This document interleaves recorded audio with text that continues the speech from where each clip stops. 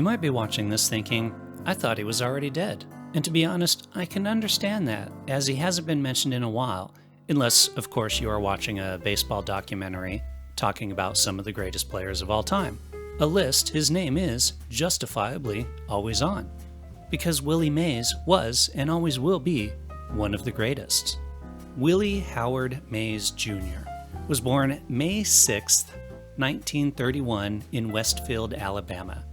Both his parents were athletes, or at least athletic. His father played baseball for a local team, and his mother played basketball in high school. Willie was a natural athlete as a child and began his baseball career in the Negro Leagues while still in high school with the Birmingham Black Barons in 1948 at age 16. Multiple major league teams were interested in signing him, but they had to wait until he finished high school. The New York Giants signed him with a $4,000 contract, placing him in center field. Mays appeared in his first major league game on May 25th against the Philadelphia Phillies. He had no hits in his first 12 at-bats in the major leagues. Then, for his 13th on the 28th of May, he hit a home run over the left field roof of the Polo Grounds. He went on to win Rookie of the Year with the New York Giants in 1951. However, he was forced to step away from baseball when he was drafted into the U.S. Army during the Korean War. He, of course, would play on the military baseball team with a few other drafted Major League Baseball players. After his discharge in 1954, he returned to the Giants. Mays began the 1954 season on opening day with a home run. He was selected for the National League All-Star team that year and would go on to be part of 24 straight National League All-Star teams. Despite being one of the greatest hitters of all time, Mays is also one of the sport's greatest outfielders. He will always be remembered for one of baseball's greatest catches in Game 1 of the 1954 World Series. The catch, as it is now known, was an over-the-shoulder running catch during the 8th inning of Game 1. Mays did not even look at the ball for the last 20 feet as he ran. He told the MLB Network in 2010, when Vic hit the ball to center field, "I never was worried about catching the ball. I was worried about getting the ball back into the infield. And I'm saying to myself, I got to get this ball back in the infield or Larry Doby is going to score." Larry Schwartz of ESPN said of all the catches that Mays made, it is regarded as his greatest. The Giants won the National League pennant that year against the Cleveland Indians. The 1957 season was the first in which the Gold Glove Awards were presented. Mays won the first of 12 consecutive Gold Gloves for his play in center field from 1957 to 1968. After the team moved to San Francisco, Mays became the highest paid player in baseball with a $75,000 contract for 1959.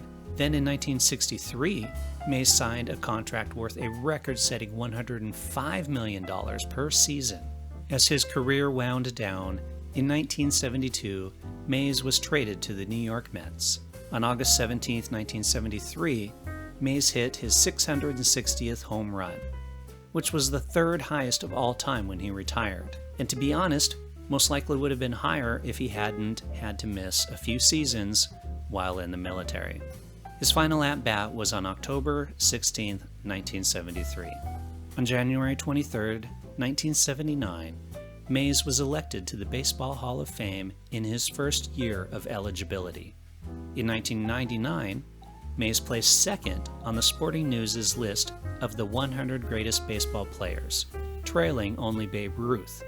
In 2020, The Athletic ranked Mays as number 1 on its Baseball 100 list. In 2022, MLB.com writers voted Mays as being the greatest player in Giants franchise history. Mays founded a charity, the Say Hey Foundation, which promotes youth baseball. The Giants retired Mays number 24 in May of 1972. Oracle Park, their stadium, is at 24 Willie Mays Plaza. In front of the main entrance is a 9-foot-tall statue of Mays. When the Giants dedicated a wall of fame to their greatest players in 2008, Mays became part of its inaugural class.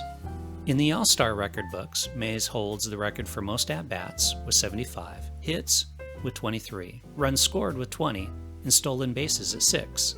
In appreciation of his All-Star records, Ted Williams said they invented the All-Star game for Willie Mays. His career batting average is .301. He finished with 2,062 runs recorded, 1,323 extra base hits, 6,066 total bases, all of which put him in the top 10 of all time. Other career highlights include the National League batting champion, 4 times National League home run leader, 4 times National League stolen base leader. Mays was awarded the Presidential Medal of Freedom, the nation's highest civilian honor, by President Barack Obama in 2015. And I could go on and on with the list of his awards, records, and other achievements, which honestly, like I said previously, would be higher if he hadn't spent a couple of years in the military. But I won't, because that would turn this into a very long video. Willie Mays was the personification of a 5-tool player, excelling at the 5 basic skills of baseball: throwing, fielding, power hitting, hitting for average, and base running, which in my opinion puts him in the number 1 position of greatest of all times. Mays was married twice, the second time in 1971. The two remained together until her death in 2013. A statement released by his son, Michael Mays, at his death said, "My father has passed away peacefully and among loved ones. I want to thank you all from the bottom of my broken heart for the unwavering love you have shown him over the years. You have been his life's blood."